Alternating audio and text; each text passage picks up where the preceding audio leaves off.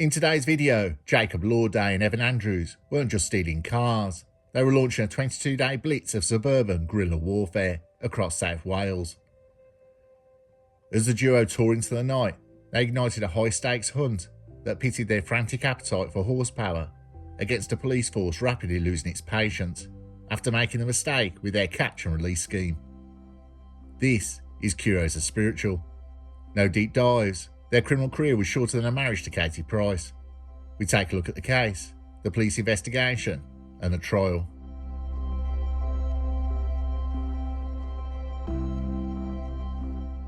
In the grand, slightly damp South Wales criminal history, there are masterminds, there are specialists, and then there's Jacob Lawday, Evan Andrews, and Mackenzie Daly. If one were to seek a case study in the sheer unadulterated confidence of teenage brain, a cocktail of hormones, energy drinks, and a complete disregard for the concept of common sense, then this is your definitive crew. Over a period of exactly 22 days, this trio embarked on what could only be described as a working holiday through the more picturesque corners of the Vale of Glamorgan and Cardiff. They operated under the apparent impression that they were in a low-budget, high-frequency remake of the Fast and the Furious, only with fewer exotic locations and significantly more sightings of Ford Transit vans. Now, to understand the spree, one must first understand the Hanoi burglary, a term that sounds like it involves tactical rappelling or high-tech lasers like diabolique, but actually describes a revolutionary tactic of walking into a house, spotting a set of car keys on a sideboard, and walking back out with them. Absolutely genius, isn't it? For Lawday, 19 years old, and Andrews, who was 18 years old, this was not just a crime, it was a lifestyle choice. They weren't looking for a family silver or grandma's pearl necklace. They were automotive connoisseurs with a very specific and somewhat confusing palette. They targeted nice residents in places like Sully, Roos, and smaller villages, where the most exciting thing to happen on a Tuesday is usually a particularly large marrow winning a local gardening prize. By choosing these quiet hubs of middle-class tranquility, the boys turned the Vale into a high-end buffet, where the only cost of the entry was a snap door lock and a complete lack of moral compass. The spree kicked off in earnest in August in the village of Lamais, a location that's very serene. Lawday and Andrews decided to disrupt this peace. They successfully infiltrated a property and secured a buy one get two free deal on car keys. Within minutes they were the proud, if temporary owners, of Exceed and a Mercedes E220. There's a certain dry irony to this specific choice of vehicles. The Mercedes E220 suggests a desire for German engineering, an executive comfort, a car for a man or a woman who has meetings to attend to and a reputation to maintain. The Kia Exceed, however, suggests a thief who appreciates a 7-year warranty and decent fuel economy for long commutes between crime scenes. It's a balanced fleet, a mixture of look-at-me luxury and I have to get the kids to school practicality. Not content with just these two, they soon added a Range Rover to their collection, stolen from a address in Cardiff, to give themselves an air of professional legitimacy, or at least to avoid the immediate gaze of the automatic number plate recognition, the ANPR cameras. They engaged in the dark art of cloning. This involves slapping a false set of registration plates onto a stolen car, and hoping the police don't notice that the plates belong to a completely different, law-abiding Range Rover, owned by someone currently watching the Antiques Roadshow. By the time September rolled around, the duo become a trio. Mackenzie Daly, 19 years old, joined the ranks, presumably to help with the logistical nightmare of managing so many stolen vehicles. The ambition scaled up accordingly. They moved their focus to Ogbull by the Sea, another coastal gem where the residents usually only worry about the tide coming in too high. In a 48-hour window, the group targeted 4 more addresses. They were no longer just car thieves, they were diversified into high-end bicycle market. In the world of modern crime, a high-spec carbon fibre bike can be worth more than a used hatchback, and significantly easier to fit into the back of a van. They liberated 6 high-end bikes, alongside a BMW iX2 and a Peugeot. The group was building a criminal CV that looked less like a rap sheet and more like a car dealership inventory list. What makes this 22-day window so remarkable is the sheer volume of work they put in 3 weeks. It requires a level of work that would be admirable if it applied to literally anything else, like shelf stacking, civil engineering, or perhaps just finishing school.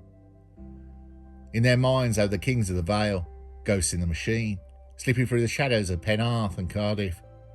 If you had a nice car parked on a gravel driveway in a quiet village, they offered a guaranteed collection service within 24 hours. No signature required.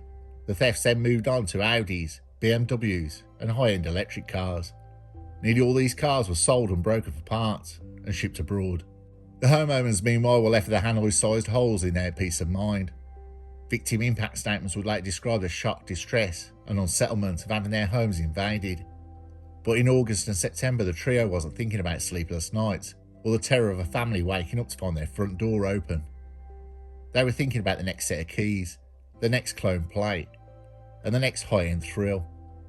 As September progressed, the group was at the absolute zenith of their powers. They had the cars, they had the bikes, they had a white Ford Transit van, and they believed they made themselves invisible. They were sitting on a mountain of stolen luxury, convinced that the rules of the world simply didn't apply to them. The golden age of their 22 spree was in full swing, and they were, in their own estimation, untouchable.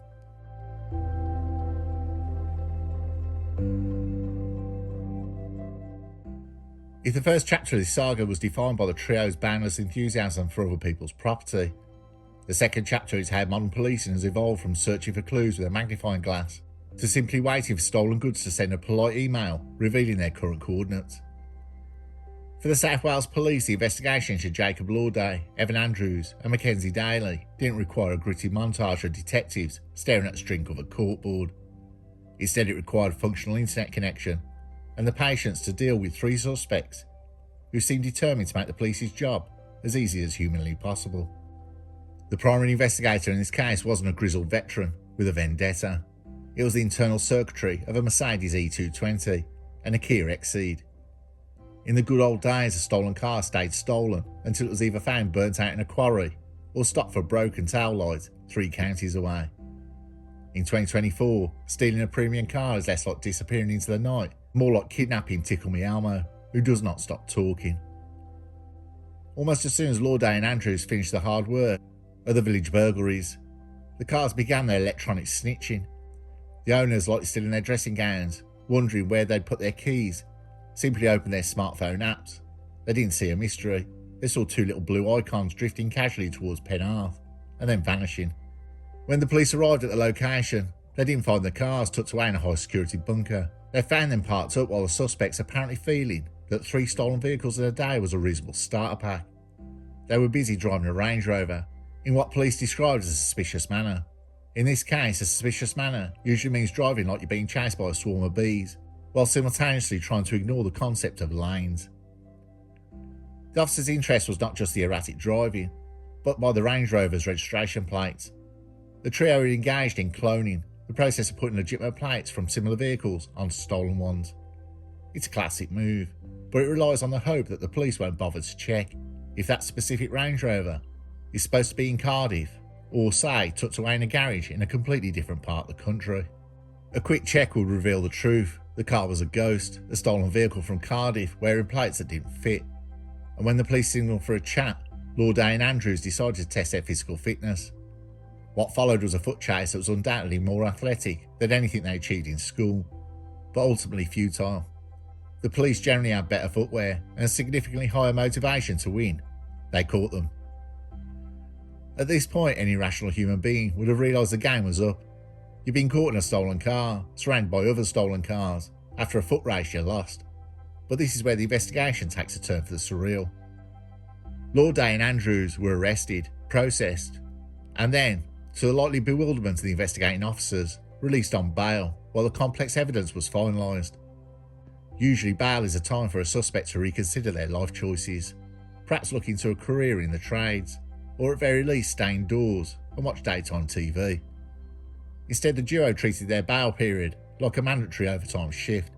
Within days they were back in the Vale, this time with Mackenzie Daly in tow, essentially providing the police with a sequel to the investigation before the first one had even gone to print. To the police this was a gift. Every new burglary in Ogmore by Sea was another data point. Every time they snapped a lock or grabbed a set of keys for a BMW, they were effectively adding just chapters to their own prosecution file. The investigation reached its climax thanks to the trio's belief in the mythical powers of the white Ford Transit van. In the UK, a white van is the ultimate camouflage. There are millions of them, They all look identical, and are usually filled with plumbers or Amazon deliveries. Lawday, Andrews and Daly seem to believe that if you put stolen goods into a transit, the law of physics and surveillance will simply cease to exist. They were wrong. The police utilised a high-tech strategy known as looking at CCTV.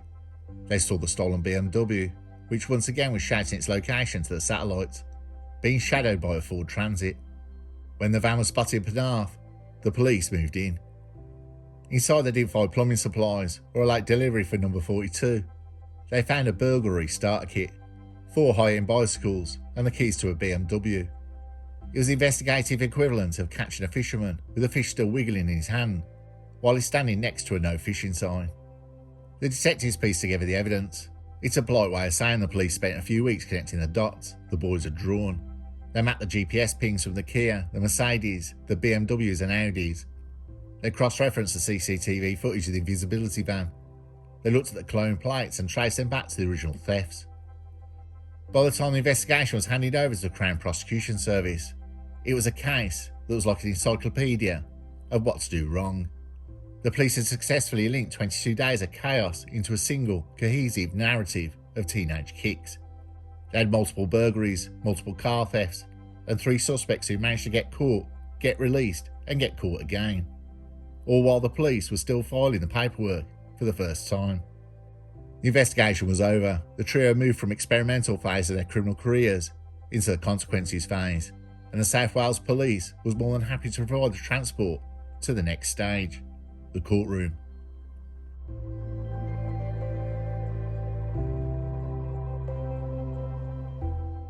The trial took place at Cardiff Crown Court.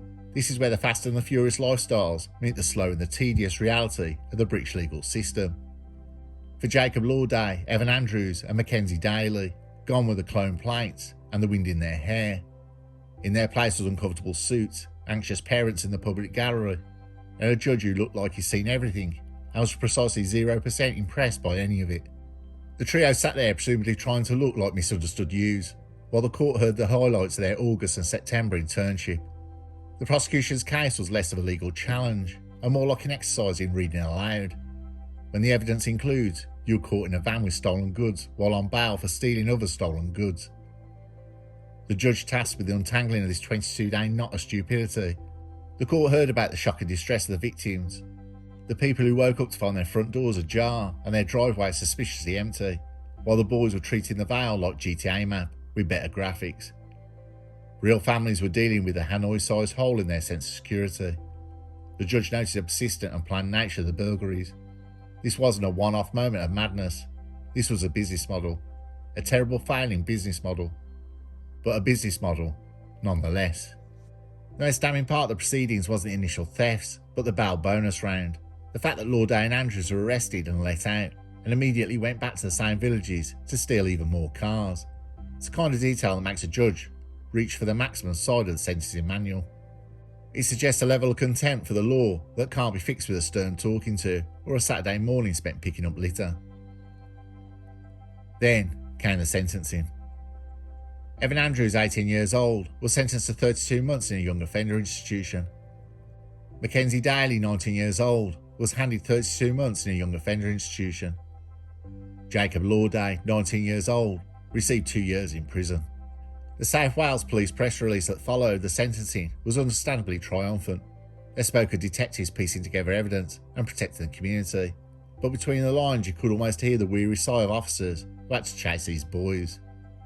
The message to the public though was clear: lock your doors, hide your keys, and maybe invest in a tracker, because apparently the next generation of burglars is remarkably industrious. The message to any aspiring Hanoi thieves was even clearer. If you're going to embark on a 22-day spree, maybe don't do it in a world where your car can talk to the police. Your van is visible from the skies, and your bail conditions aren't considered suggestions.